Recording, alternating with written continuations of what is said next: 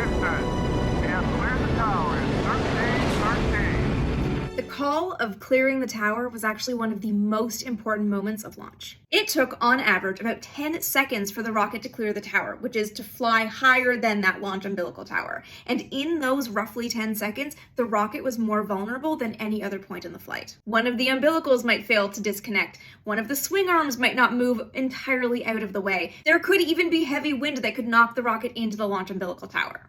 In those first 10 or so seconds, the rocket was so heavy that if one of the 5 massive F1 engines powering the first stage failed, the other 4 would not have enough thrust to compensate. There would be no way to save the mission.